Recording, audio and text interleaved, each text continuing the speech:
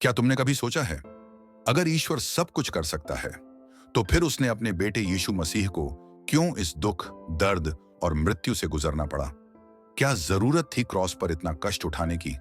क्या ईश्वर चाहता था कि अपने ही पुत्र को मरते हुए देखा जाए? नहीं। फिर भी यीशु आए और अपनी जान दे दी। आज हम समझेंगे क्यों यीशु को इस दुनिया में आकर अपनी जान देनी पड़ी। बाइबल कहती है, सब ने पाप किया है और सब ईश्वर की महिमा से वंचित हैं। रोमियो 3:22। शुरुआत में ईश्वर ने मनुष्य को अपनी छवि में बनाया, पवित्र और निर्दोष। पर जब आदम और हव्वा ने पाप किया, तो पाप ने ईश्वर और मनुष्य के बीच एक दीवार खड़ी कर दी। ईश्वर पवित्र है, वह पाप के साथ नहीं रह सकता। और बाइबल कहती है, पाप की मजदूरी मृत्यु है। रोमियो 6:23। यानी पाप का परिणाम मृत्यु है, सिर्फ शरीर की नहीं बल्कि आत्मिक मृत्यु, जहां मनुष्य हमेशा के लिए ईश्वर से अलग हो जाता है। ईश्वर प्यार है, लेकिन वह न्यायप्रिय भी है। अगर ईश्वर कहे, मैं सब पाप माफ कर देता हूं बिना दाम के, तो क्या यह न्याय होगा? नहीं। जैसे कोर्ट में जज अपने बेटे को भी नहीं छोड़ सकता अगर उसने अपराध किया हो, वैसे ही ईश्वर भी पाप को बिना दाम चुकाए माफ नहीं कर सकता।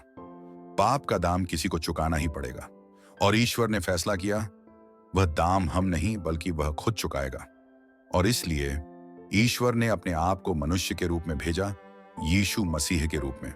बाइबल कहती है, और वचन शरीर बना और हमारे बीच वास किया। यूहन्ना 1:14। यीशु ने कभी पाप नहीं किया। उन्होंने अंधों को दृष्टि दी, बीमारों को चंगा किया और पापियों को माफ किया। पर फिर भी लोगों ने उन्हें ठुकराया, मारपीट की और क्रॉस पर चढ़ा दिया। लेकिन उन्होंने कुछ नहीं कहा, क्योंकि उन्हें पता था उनके खून के बिना दुनिया का पाप कभी माफ नहीं हो सकता। वह हमारे पापों के लिए घायल किया गया और हमारी बुराइयों के लिए कुचला गया। यशायाह 53:5। यीशु ने क्रॉस पर वह दर्द सहा जो हमें सभी को सहना चाहिए था, ताकि हम बच सकें। लेकिन कहानी यहीं खत्म नहीं होती। तीसरे दिन कब्र खाली थी। यीशु जी उठे, मृत्यु पर विजय पाकर। वह तीसरे दिन जी उठे और अनेक लोगों को दिखाए गए। 1 कुरिन्थियों 15:4-6। उनका पुनरुत्थान सिर्फ एक चमत्कार नहीं है, यह साबित करता है कि यीशु सच में ईश्वर हैं। और अब मृत्यु पर भी उनका अधिकार है। मृत्यु अब अंतिम शब्द नहीं है, क्योंकि यीशु जी उठे हैं। यीशु ने अपनी जान इसलिए दी ताकि तुम और मैं जीवन पा सकें।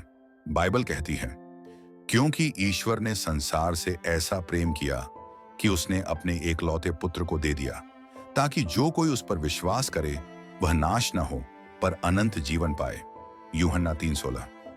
यह सब कुछ सिर्फ एक धार्मिक कहानी नहीं, यह ईश्वर का व्यक्तिगत संदेश है तुम्हारे लिए।